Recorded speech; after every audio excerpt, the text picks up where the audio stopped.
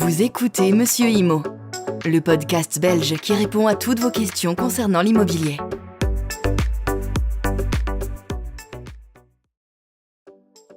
Bonjour à tous, c'est Monsieur Imo, j'espère que vous allez bien et que vous avez passé une bonne semaine. Aujourd'hui, nous allons parler du bail de rénovation. Le bail de rénovation est un bail par lequel les parties conviennent, dès le départ, ou dans un écrit postérieur, que le locataire s'engage à réaliser à ses frais, dans les lieux loués, des travaux déterminés qui sont normalement à charge du bailleur. De quels travaux parle-t-on ? Des travaux indispensables de sécurité et de salubrité. L'immeuble destiné au logement du locataire qui y installe sa résidence principale doit répondre aux exigences élémentaires de sécurité, de salubrité et d'habitabilité.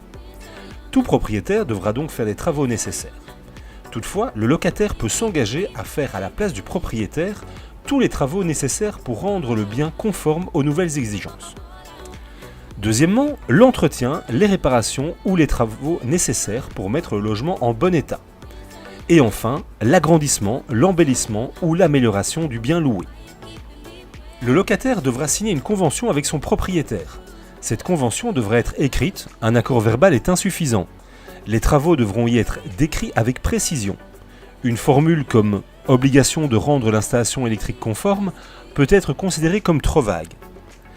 Le début des travaux devra avoir lieu dans un délai raisonnable, pour éviter de voir un locataire habiter un immeuble non conforme pendant une période trop longue avant le début des travaux.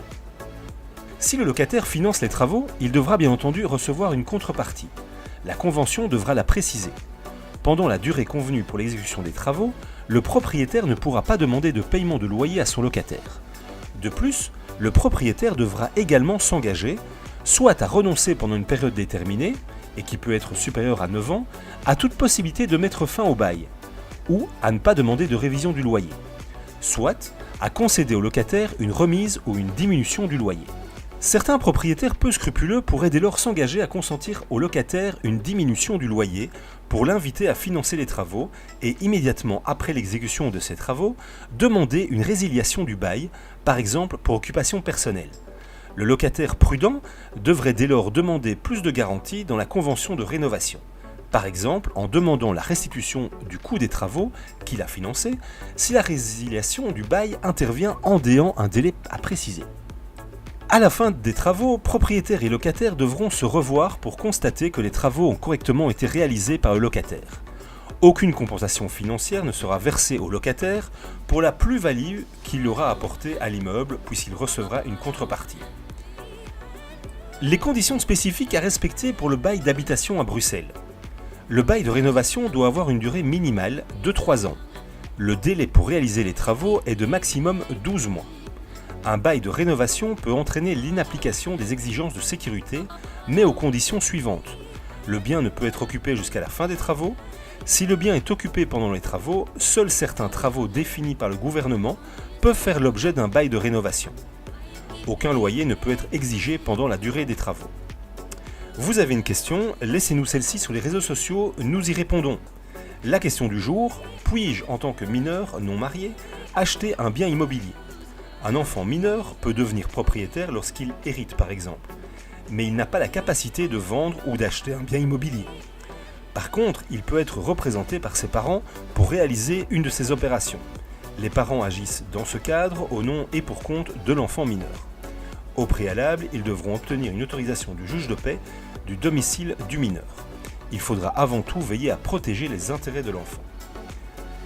Merci d'avoir suivi Monsieur Imo sur les réseaux sociaux, sur Spotify, et à la semaine prochaine.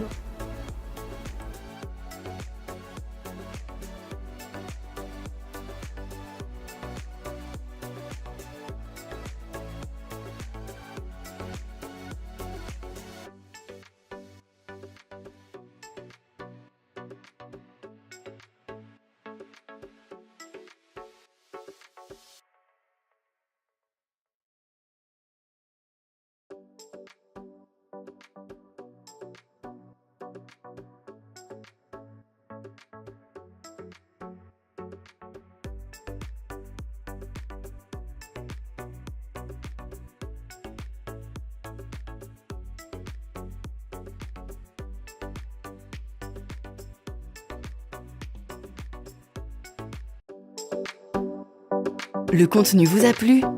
Abonnez-vous et retrouvez encore plus de contenu sur www.monsieurimo.be.